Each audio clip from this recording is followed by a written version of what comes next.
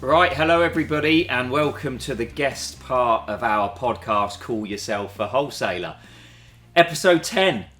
A really good episode to have, Blair, this one, I think. Yeah, really good. So, episode 10, we are well and truly into it now, and I'd like to introduce the guest for this session, Blair Palmer. Hello, Blair. Hi. How you doing? I'm really good. I've been looking forward to this a lot. Good.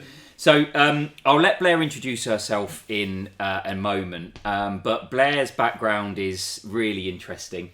From the BBC to travelling in a camper van for a very long period of time, and the reason why you're on today, a lot of experience in leadership coaching. I've also worked with you a little bit as well in the past, haven't I? Which was a great experience, and I learned a lot. So I'd like to take this opportunity to thank you for that. Thank you. Really good. That's a lovely recommendation. Absolutely. So I won't spoil it. I don't know all the detail. I've got obviously limited knowledge, but introduce yourself, Blair, because it's a fascinating background you've got. Yeah. So. Actually, when I was at university, I did a law degree. It was always my dad's ambition that I'd be a lawyer, never mine.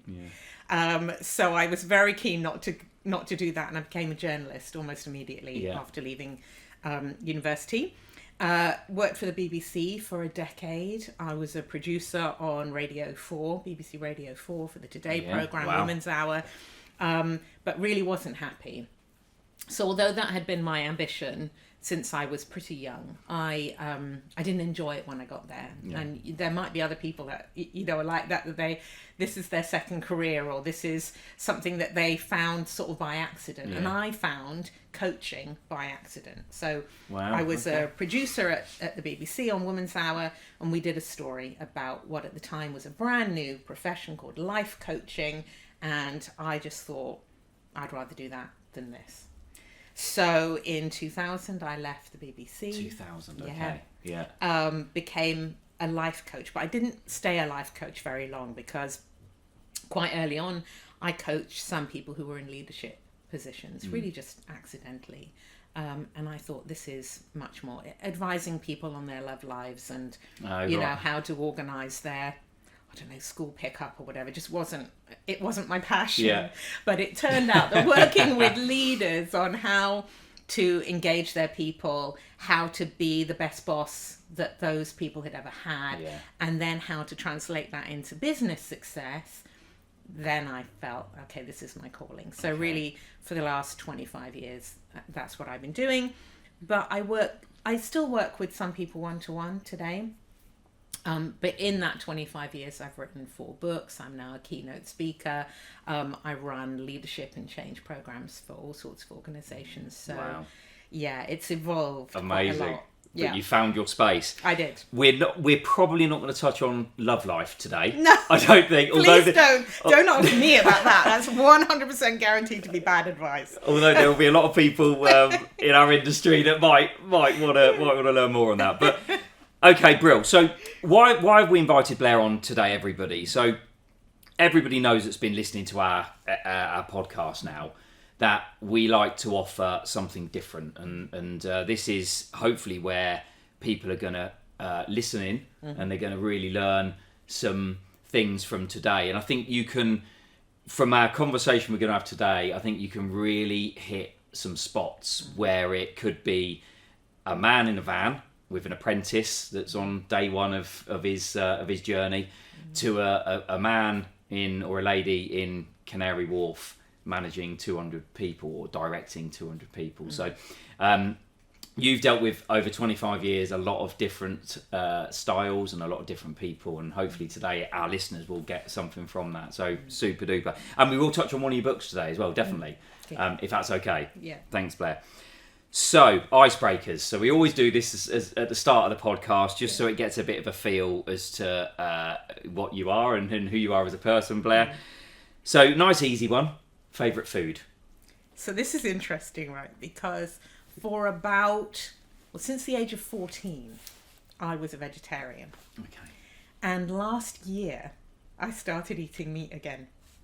So I don't know how long it is. I'm not going to tell people because then they work out how old I am. But it's a long time, right? Yeah. And so I've got to say that my favourite thing now is a lovely bit of steak, like a lovely fillet steak, something like that. A little bit of herb butter on it. Yeah. That would absolutely. If someone says to me, "We're going out for a meal, and I'll take you to a steak place," that's 100% I'm in. Yeah, fantastic. Love that. And again, it'll be in my top 3, I would imagine, steak as well. Brilliant. Yeah. Favourite decade, Blair? What would you say your favourite decade was? Gosh, this is hard, isn't it? I mean, music-wise, I would say late 70s, early 80s. Okay. But not pop stuff.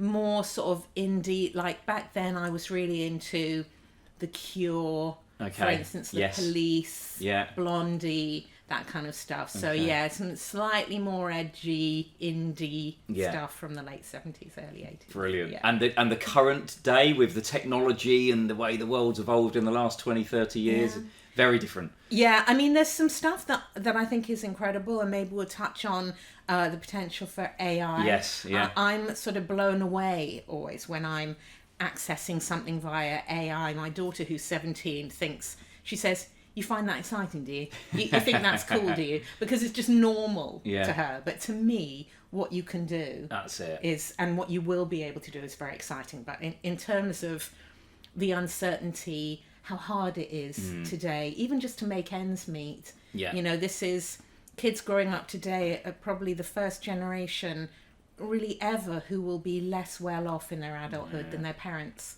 were. Yeah. And that's pretty tragic. That's the reality, so there are lots of bits of today that I don't find.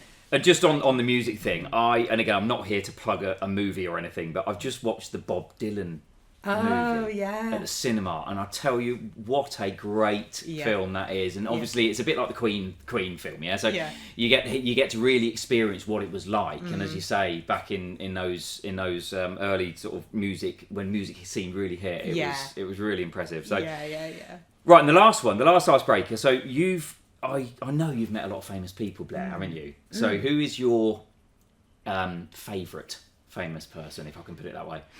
Yeah, when I worked at the BBC, obviously people would come into the studio all the time, so you would get to meet people. I would say, and this is a strange one in a way, but I met Monica Lewinsky. Oh, did you? And she was in the UK. Obviously, everything had kind of blown up in America over her affair with President Clinton. And she came on our show. She came on Woman's Hour, and I went down to meet her. And she was just this very sweet, quite shy, ordinary girl, pretty, attractive woman, but she was completely unprepared for the vitriol of the British press. Oh, I see. Yeah, because they were so mean to her, including women journalists. Yeah, and I just thought she was adorable, and I thought, how unfair that somebody so powerful as Clinton his life isn't affected really at all, and yet hers is destroyed. Yeah. And now I follow her on social media, and she's very funny about it. So she's got a great sense of humour, and she's also really great campaigner for women and for equality. So she's a cool. Wow, absolutely, that's a great pick. Fascinating. So let's get into it, Blair. Okay. Yeah. So. As I said, we'd love to touch on one of your books, but if we can just leave that until a little bit later on. And as you've touched on already, it'd be great to get your view on leadership against AI or combined with AI as well as we go through. Yeah. So with your experience, Blair, over the last 25 years, what is there a actual written rule for a successful business? No. I knew that was going to be your answer. No, because, I mean, for one thing, you can do everything right in a way, and your business can still fail.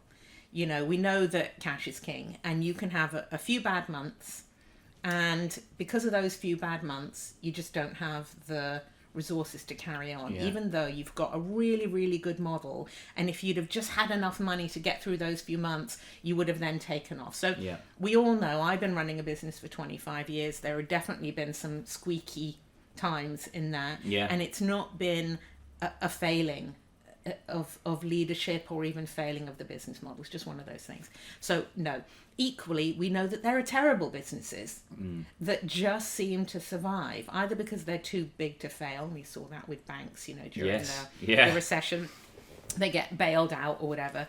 Or just because some businesses are allowed to run with a huge deficit for many, many years that a smaller business just can't do. So, no. However, I think that there is evidence that the culture of an organisation, which is the sort of the ethos, what that organisation stands for, that has a huge impact on the success of a business. Because when people, and this can be a 2-person business or a 2,000-person business, when people can bring all of their talents and skills, their whole self to their work, you're going to get more out of them, Absolutely, aren't yeah. you? And so if you're getting 50% of the people that you employ versus you're getting 95% of the people that you employ, which one is better value in a sense? It's the organisation where you get 95%. Yeah, absolutely. So whilst we're on that, leaders, a lot of directors, managers, leaders, however you want to call them, owners of businesses, everyone's got their own style and everyone's got their own personality, their own emotions.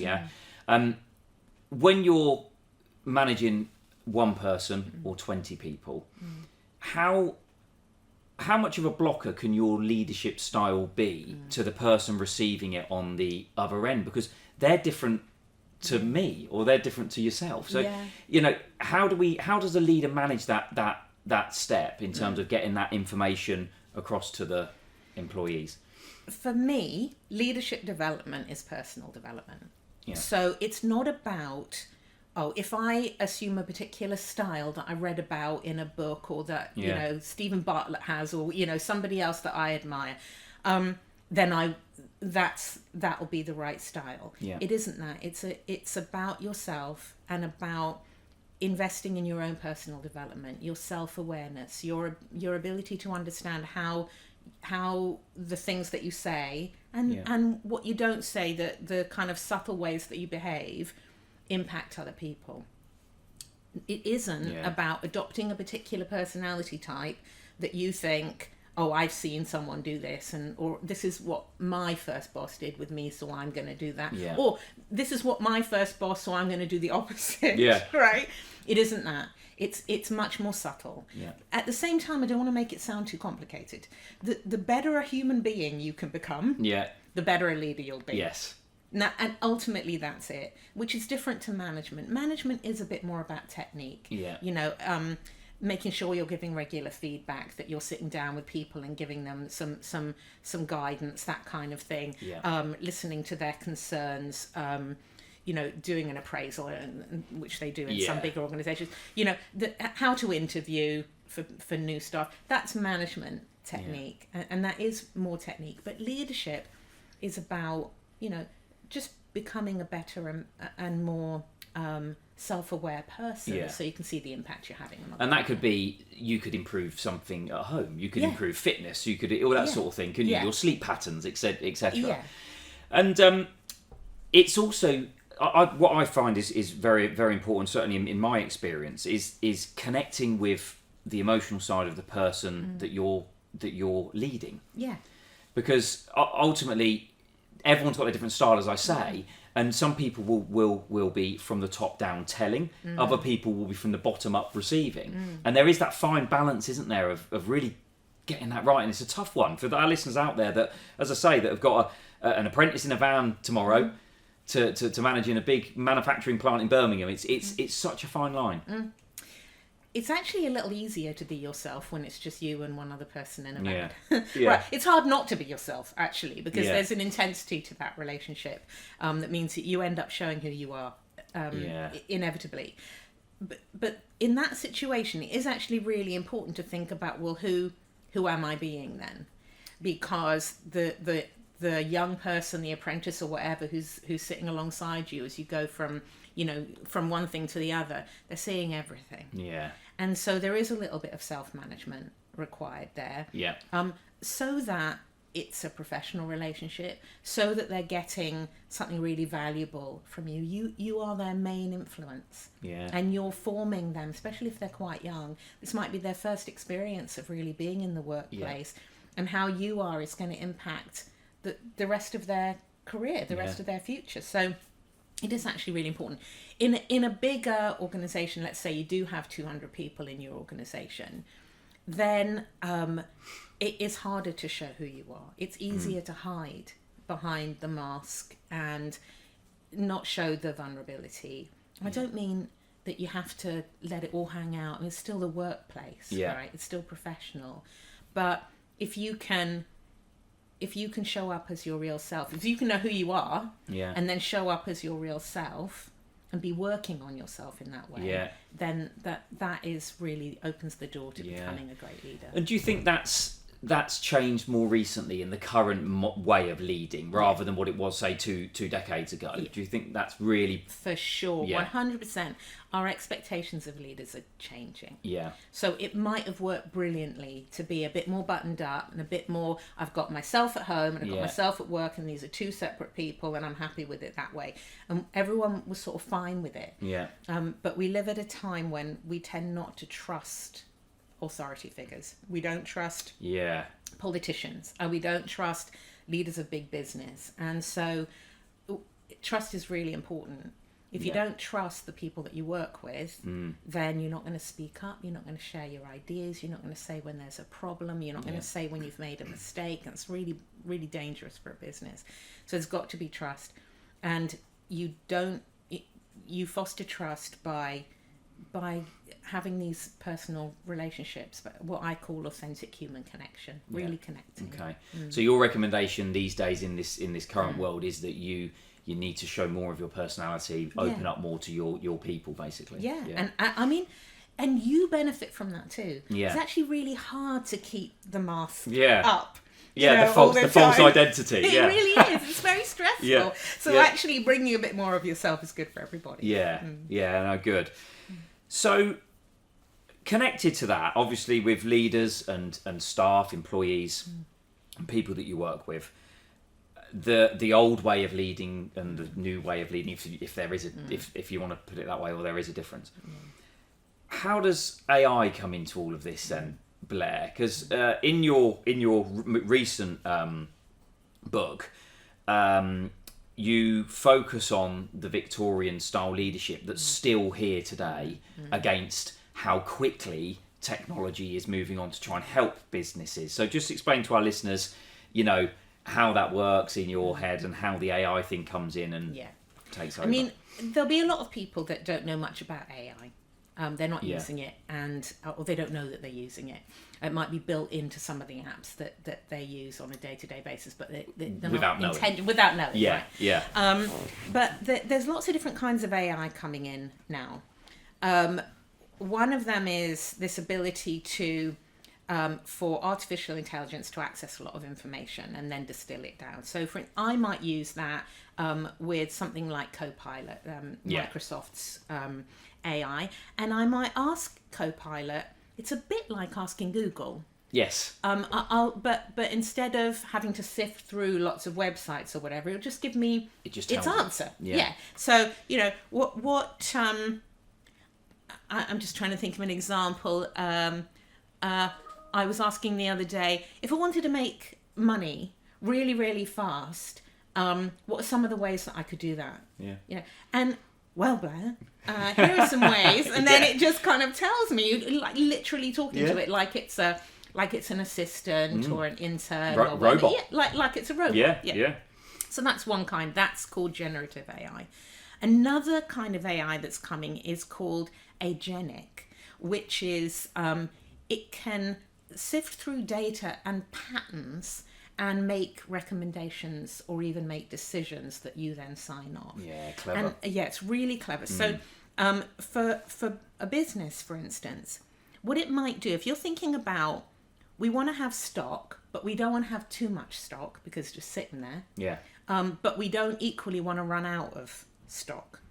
So this kind of AI would be able to monitor past patterns, but it might also be able to say, 2 years ago, this customer bought this thing. Yeah. And based on previous data, it's probably going to need replacing soon. Yeah. Yeah, because of warranty or... Shall we buy... would you like me to buy that in? Yeah. And you go, yeah. And then, surprise, surprise, next week, that customer rings you up and says, that bit of kit that you installed is playing up a bit. Surprise, surprise. Yeah. No surprise to us because our AI told us this was probably going to happen. Yeah. And so we've got the stock waiting. And this is really clever. That's really clever. And that's how it's moved on so fast, hasn't it? You know, even going back to the days when Microsoft came out and Amstrad and all that, you know, now we are in a totally different level of support, if you want to put it that way. Yeah. So, and that's great. But how slowly is leadership styles adapting to AI? Well, there's a few things. So firstly, some of the technical expertise that you currently trade on won't have much value. Yeah. Right? Because the AI will do it. The AI will be able to predict better than you, even with your 20 or 30 years of experience, or diagnose an issue, or make recommendations, or work to a budget, or calculate the manpower required for a particular job or whatever. Those skills will be less and less valuable. We'll still need to check the AI is right. We're not going to let the AI make all the decisions, but we'll leave a lot of that. So then, what do you need from human beings? Yeah. You need the stuff that only human beings can do. So it's the relationship stuff. Yeah. It's the relationship that you have with customers or with suppliers or with the people in your own organization. Yeah. It's the creativity, imagination, you know, coming up with new ideas. AI can distill down other ideas that other people are doing. Yeah. But it can't come up with something brand new. Yeah. And so then as a leader of people, you have to change the way you're leading, because you're not trying to just get people to use their expertise, because a lot of that's being done by the AI. Instead, you're trying to create an environment where people bring their humanity. Yeah. And it is a different style of leadership. It's less about what did you do today, because you could have done a lot, but it didn't make a difference. Yeah.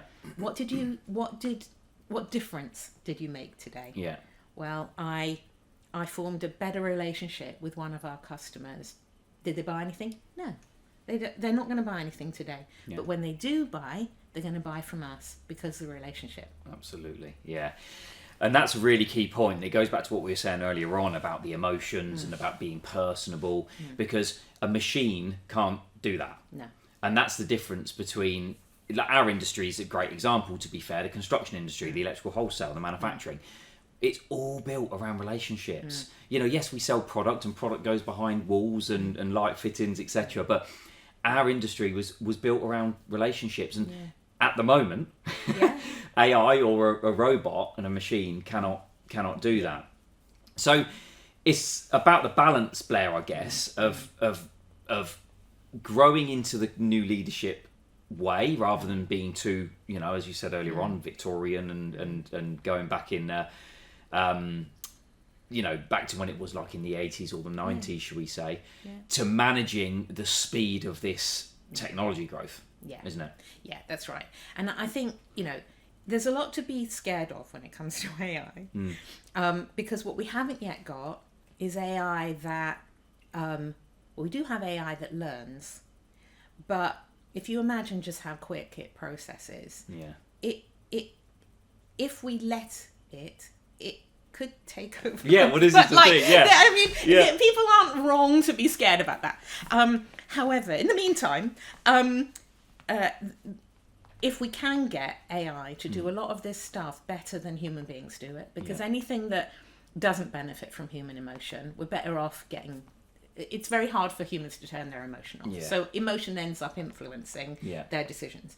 anything where that would be a problem, we get the technology to at least make those recommendations. Yeah. And then, we focus on how we can bring out the best in our people to be as people-y as possible. Yeah, absolutely.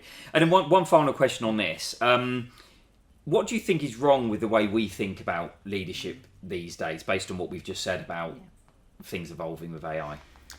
I think that because we have this slightly old-fashioned idea about leadership, which is somehow trying to get people to be as predictable and machine-like as possible. You know? So I will lead people, and I'm putting that in inverted commas because it's not really leadership, but I will lead people to do just what I want them to do, but try to convince them it was their idea or something, you know. But ultimately, can't they just do what I want them to do? Actually, the new approach to leadership that's required is, how do I get them to think for themselves? You know, how do I get them to come up with their own ideas, to come up with their own solutions? Because there isn't then just my brain on this, there's their brain as well. And that's got to be better. So it's got to be better in terms of the quality of decisions and the innovation and the ideas and all of that. It's harder because it's much easier when people don't have an opinion. They just do. Yeah, you just say it. Just do what they're told. But the problem is they're just not going to do what they're told. So even if they say, yes, I will do what I am told, either they don't, and lots of managers of people will know that that's the case. Well, hang on a minute, we agreed. You said you were going to do this. It's 2 weeks later and you haven't done it. So we all know that problem, even when people agree. But also, it's just your brain. And your brain can't be as intelligent as both brains together. That's right. And when people are just doing what they're told, your job has got to be to do all the thinking and the telling. And your whole job is, they come to you and they say, what should I do next? And then you tell them what to do. That keeps you really, really busy. And you can't think about what's coming around the corner. How do we anticipate change? What about this AI? What are we going to do about it? What are the threats to our industry, and how are we going to flex and adapt so that we aren't taken down by this?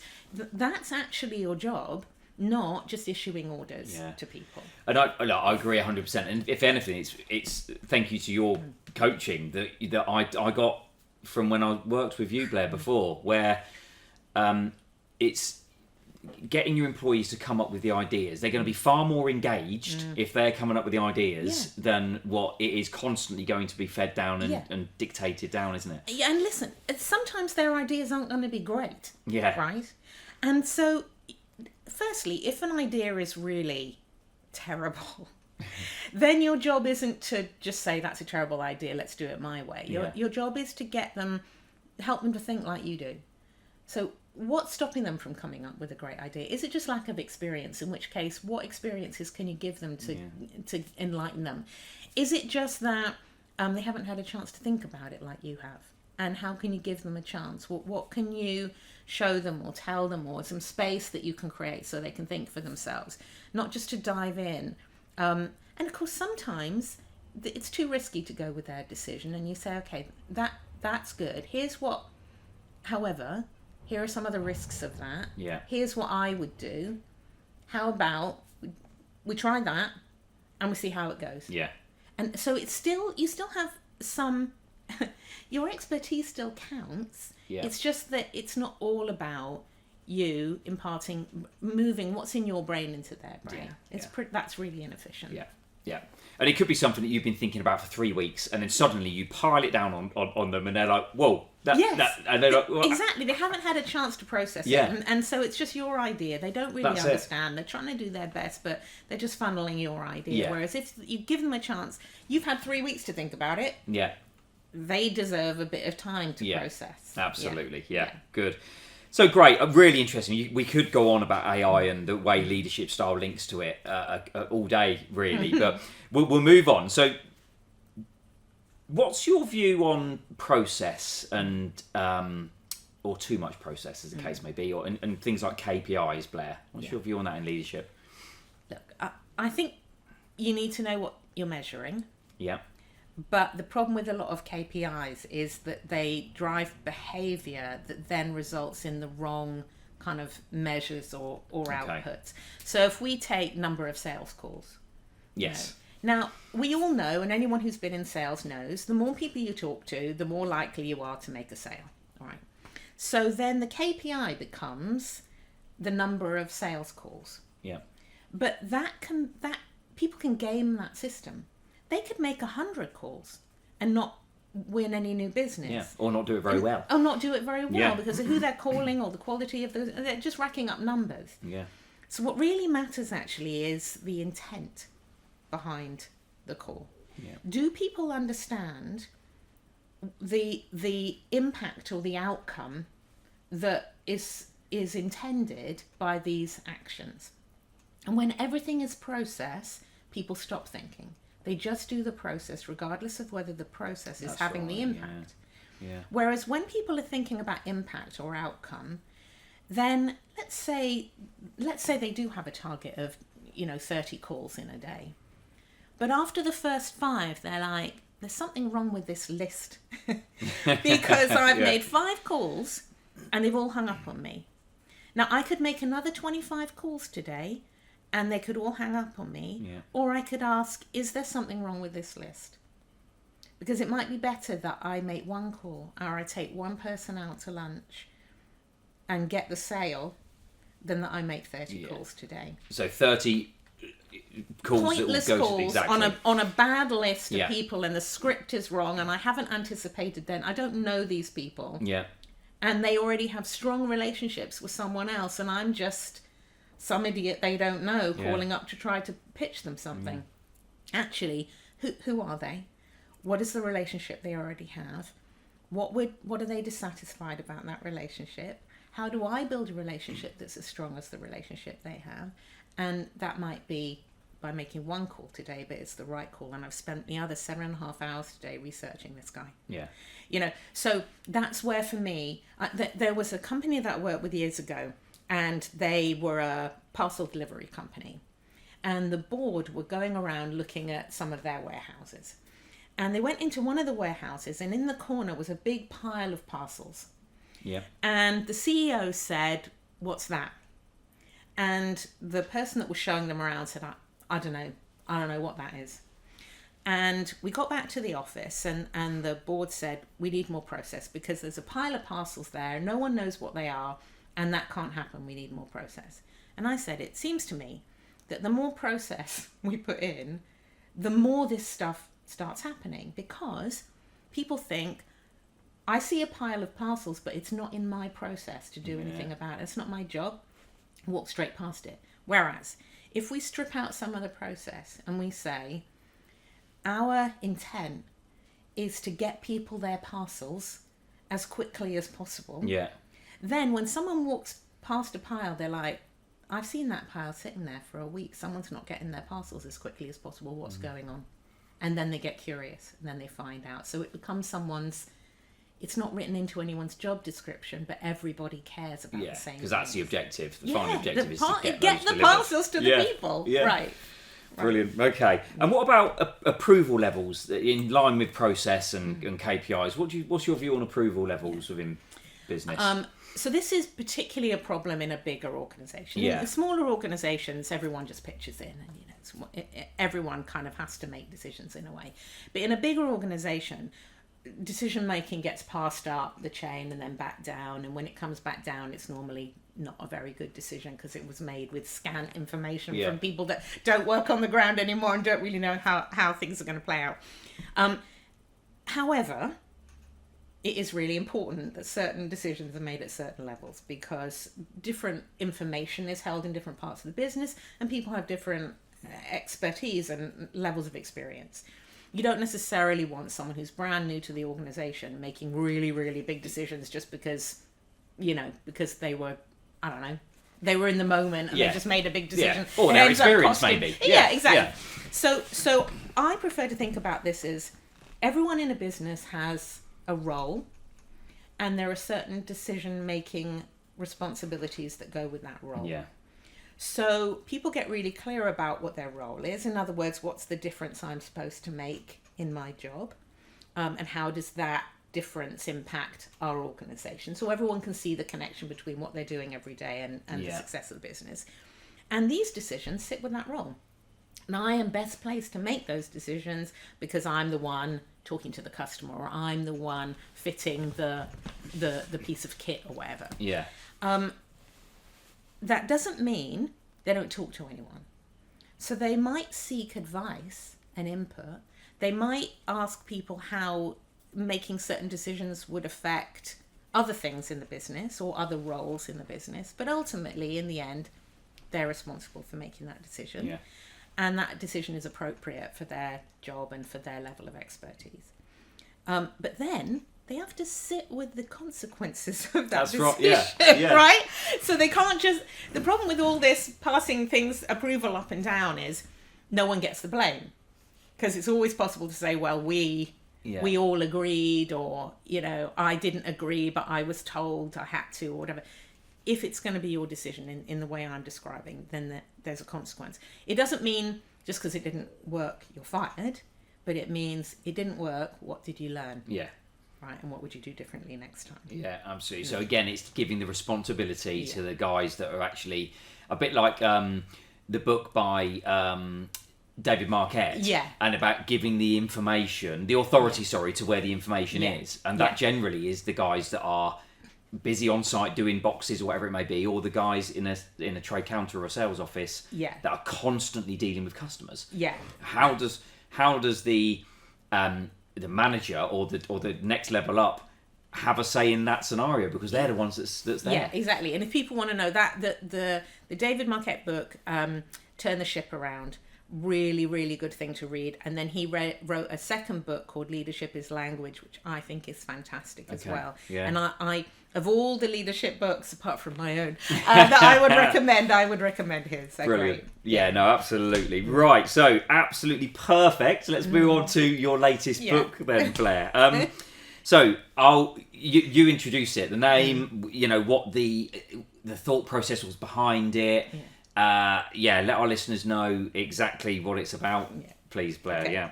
So the book is called Punks in Suits: How to Lead the Workplace Reformation. And the idea of a punk in a suit, it's a quote from the film Kick-Ass 2. And the actual quote is, "There's no room for punks in suits, just real heroes who can really kick ass." Yeah. But I don't think we need heroes that are going around kicking ass, leaders that are just, making demands and issuing orders.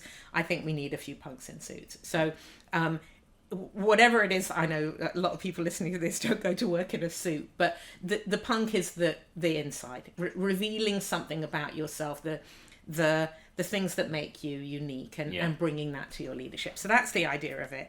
And it was really born out of, I had been using this phrase and I'd been talking about a lot of this stuff pre-COVID, but I was, as a conference speaker, I was saying, oh, there's, some stuff coming down the road, AI, Gen Zs are going to be joining the workplace. Yeah. There's going to be a thing called hybrid working, remote working. Everyone was like, nah, never going to happen.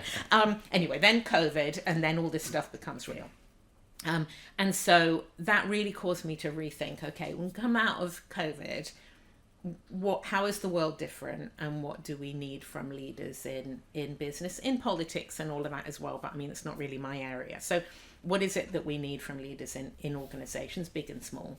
And that's when I realized we're still sort of stuck with this Victorian idea that people are basically machines, and that the job of leadership is to get people to be as efficient and predictable and machine-like as possible, and actually just doesn't work. And it's one of the reasons why businesses are finding it. There's a lot of reasons why it's hard to make money. Cost of supply and all that cost of goods, inflation, all those kind of things. Yeah. It's all hard, but it's particularly hard if you treat people like machines, because like I said before, they can't bring everything that they have to offer, so you're not getting everything that you hired. That's terribly inefficient. So we really have to rethink that now. And we've touched on it a little bit before, haven't we, about that, the Victorian, the AI and the adaptation. But so on So we can't talk about the whole book, obviously, and you're not here to read it. But although I do read it, if people want the audio book, they can have me reading it while they're driving around in their van. So, firstly, whilst we're on that, where can the listeners listen to it or pick it up, Blair? Yeah, so it's available on all the normal online. I mean, Amazon, but anywhere else that you buy your books. In paper book, but also there's a Kindle version, and there is the audio book read by me. Yeah. Okay. Yeah. And I'm nearly finished the book, and it is a real good insight. One thing I really liked was, and this might sound a really silly thing, but it helped me.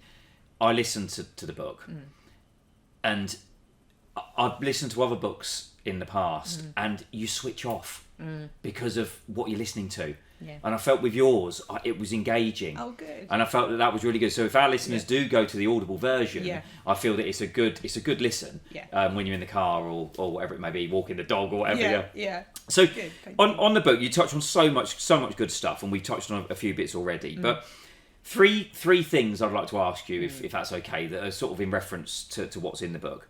Number one, what's your view on working from home? Okay. So, I personally love working from home, and I know that a lot of people do.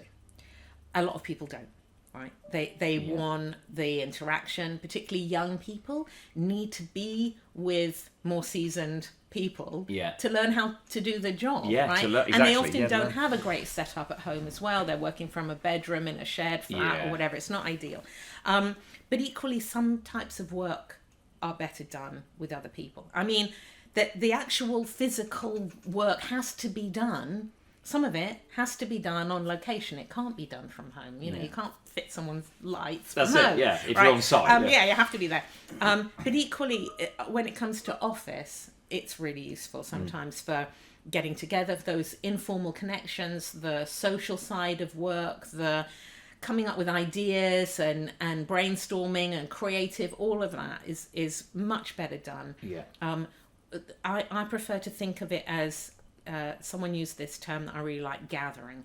You know, when is it better that we gather?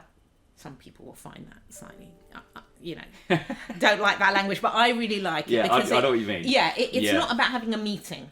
Yes. Right? Because meetings you might as well do online. Yeah. Right. And sometimes meetings are there for meetings' sake. Sometimes, better not to have the meeting at all. Exactly. Or the meeting isn't the meeting really. The meeting is the formal thing, but actually the real decisions are made in the corridor. Before or after the meeting, and that's where you need to be. Yeah. So, but I think of it as, when should we gather? When should we get together for what kind of work? But also, I think that the mistake about, I just wrote something about this actually on LinkedIn about working from home being seen as a perk. And I don't think we should think of working at home as a perk. It's not about being able, it's not really about being able to take the kids to school in the morning and walk your dog. No.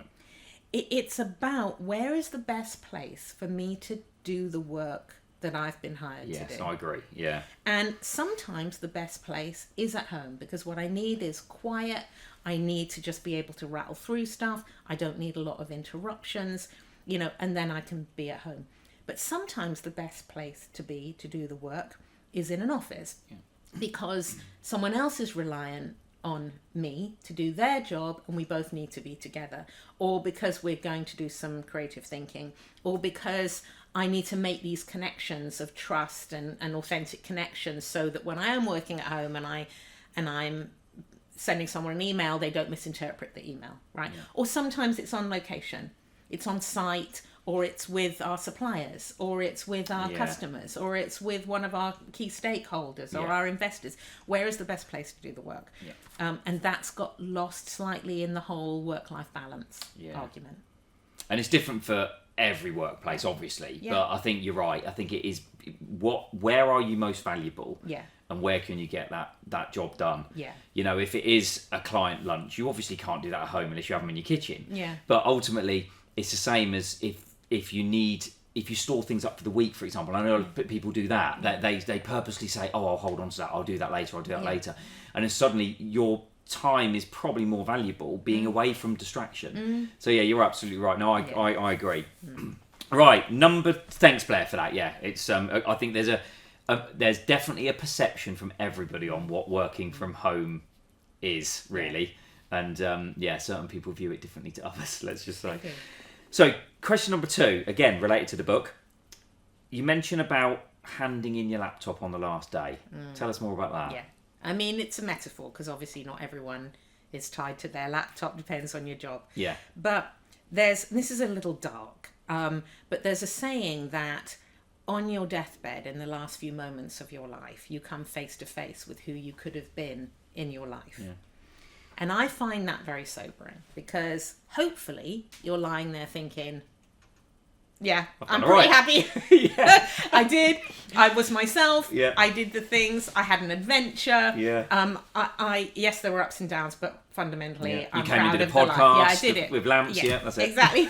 That's right. Or you could be lying there thinking, oh no, I wasted it. I could have been more myself. I could have been bolder. I could have had adventures, but I played it safe. I didn't stand for what, really stand for. I let people down. I wasn't the best version of myself. Yeah. And it's too late to do anything about it in that moment. So I took that idea and thought about the last day of your working life, which of course used to be in your early 60s, but now probably going to be when you're 80 something, right? But anyway, don't. I mean, that's the way it's going. So, but there will be a sort of a time in your life where you scale back, or where you hand in your lanyard, or you hand in your laptop, or you hand over your toolkit or whatever for the last time, and that's sort of it. And then you come face to face with who you could have been. You sell your business, whatever it might be, who you could have been in your professional life and as a leader. And you could have that same sense of, I compromised my values. I didn't really stand up for people. I played it safe. I played politics. I let myself down a little bit. Or you could feel like, look, it wasn't always easy, and I wasn't always the most popular person. And sometimes it cost me, but I was true to myself. I did the very best I could for people. I did the very best I could for our customers and clients, and for the planet even. And I'm pretty proud of what I've left behind. I'm satisfied that I did the best. Yeah. And I think sometimes when you're in a meeting, and you could just be quiet, and you could let a thing just happen, and you think of that. You think of that moment, and you think, what will future me think of this moment? It's a crossroads. Yeah. And then you decide to say something. And maybe you don't win the argument, it's fine. It's not like you have to be doggedly determined on everything. You don't have to make yourself the sort of the pariah. You don't want to be excluded from conversations. You still want to be invited to the meeting. So there's a little bit of sophistication required here. If you make yourself too difficult, they just don't tell you what's going on, and they don't invite you, and you're not part of it. So you still want to be at the table. But I often say, if you're not willing to put your opinion or your expertise or your lens on the table, why are you in the meeting in the first place? You literally could be out doing something else, walking the dog or something. A lot of that, handing in your laptop or handing in your tools or whatever it may be, a lot of that is regret ultimately. Looking back, and have you done the best you could have possibly done for your working life? And again, connected to leadership, different styles, a lot of stuff we've touched on today. I think that struck out to me in your book quite a lot. I did think to myself, well, when I do hand my laptop in when I'm 85, thanks. Would I be able to look back and say, yeah, I've done okay? Yeah. And that's it, isn't it? Brilliant. Yeah. No, really, really good, and a great way of putting it, a real way of putting it. It helps us understand. Number 3, and a big one. This change. So again, another topic you could touch on for a long time. But what's your view on change and how it's led, or even how it's received? So, there is, as you say, a lot I could say about this. I think, everything has to be changing all the time. right now. You know, that there isn't sometimes organizations or leaders in organizations will say, listen, you know, this is a change program, and then at the end of this, things will settle down. And that really is a lie, because they won't. There's this change, and there's other changes, and then there's the next change, and there's change happening simultaneously. We have to constantly be tweaking and adapting what we're doing. So change is a reality of life. It's a cliche, but it's true. So then we have to become better at it. And that means not making promises like, once this has happened, things will settle down, knowing that that's not true. That's a lie, so don't say that.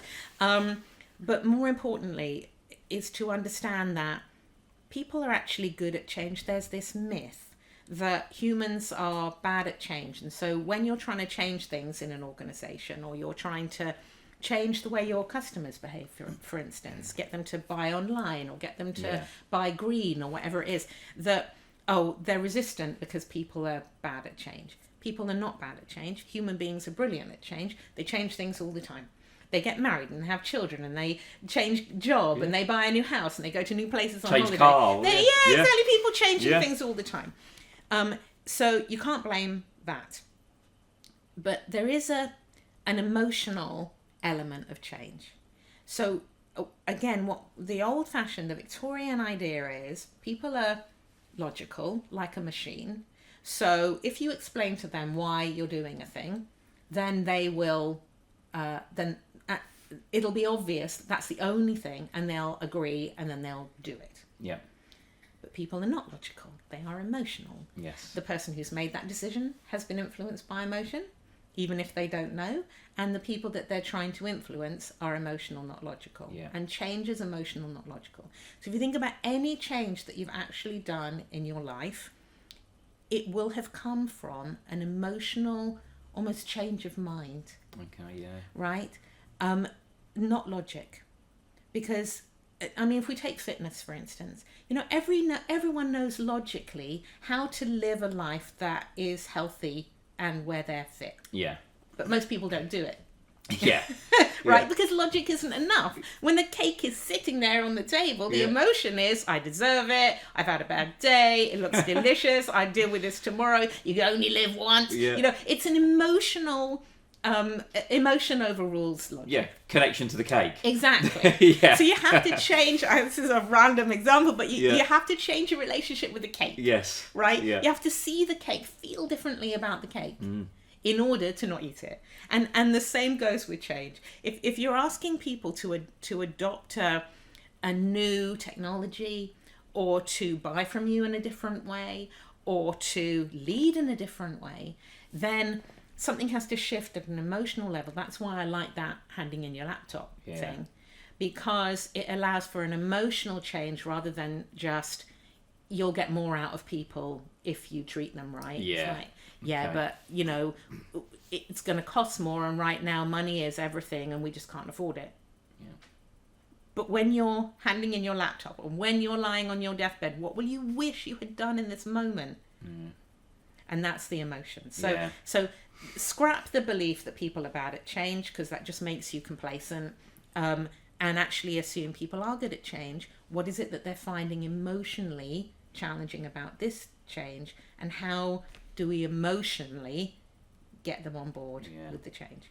Great. Really interesting stuff, that. And I will say, you concentrate on that in the book quite a lot, which I really enjoyed that part of it, because it's so relevant to today. Everybody is constantly trying to come up with new ideas, constantly trying to beat the competition, or whatever it may be better. And that is ultimately change. And if it's a leader doing it, the likelihood is the people that sit underneath this leader, the employees, have got to go along with it and change. So important in leadership, and the way you bring it across in the book, Blair. Again, it's easy to listen to and easy to understand. So excellent. So they're one of the three things: the working from home view, the handing in your laptop, which I loved, and obviously change, which is so important in leadership. So we're near the end of the podcast now, Blair. But I just, before we go, I want you to have the chance to share your contact details and remind people of the company name and also the book name, etc., and other things that you've done, the other books that you've written. But 3 tips. What were the 3 tips if you could give out today to leaders or managers that are listening? What would they be? Okay. So firstly, look at when we think about trust, and I've mentioned how important that is, we tend to think of being trustworthy. But I think that the other aspect of that is being willing to trust.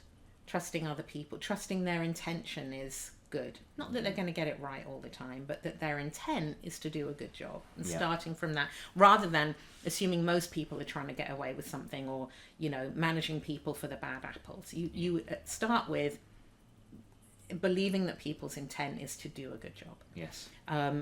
And so then the first tip is, what are the limits that you put on your willingness to trust people, and how could you extend that a little? How could you give people a little bit more freedom on the basis that you're trusting that they're trying to do their best? So that would be number one.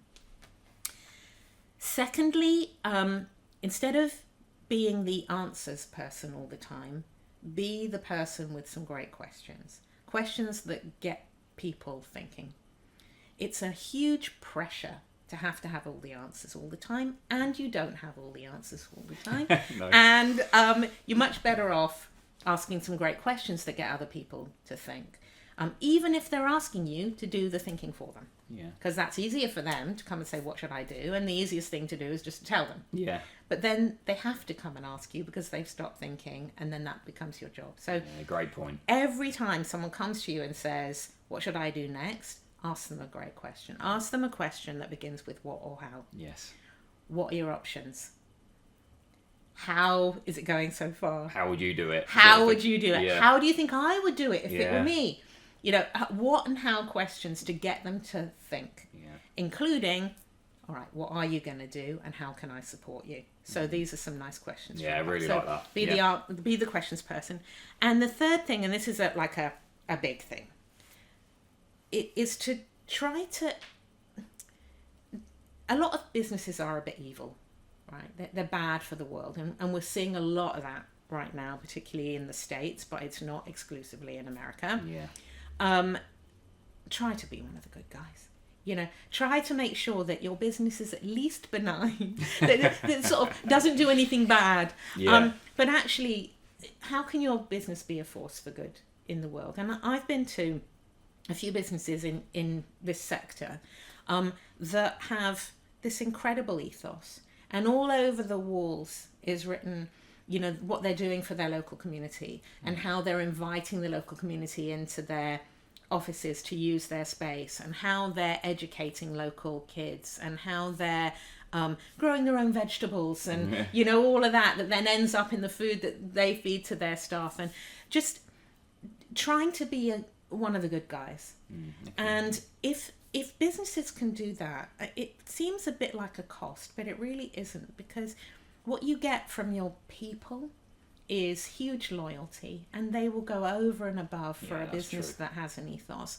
What you get from the local community is so much goodwill and wanting to do business with you and wanting to recommend you and advocate for you. And if there is a problem, they overlook it because they fundamentally believe that you're good guys. Yeah. So bottom line benefit, and just that deathbed moment of, we had the opportunity to influence things for better or worse, and we chose to influence things for better. And I feel good about that. Brilliant. Well, thank you, Blair. Really 3 great points. And I think the last one, you'll install your first point, trust. Yeah.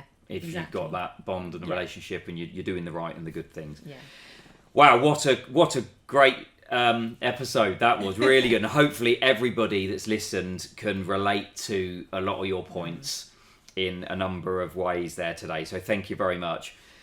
So finally, contact details then, Blair. The details about the book, as we've already touched on, but again, repeat that for me. That would be great. And if you hand over to you and sell yourself as much as you can. So yes, please buy the book. Yeah. It's Punks in Suits, How to Lead the Workplace Reformation. And like I say, you just stick it in your search engine, and wherever you like to buy your books, it'll come up.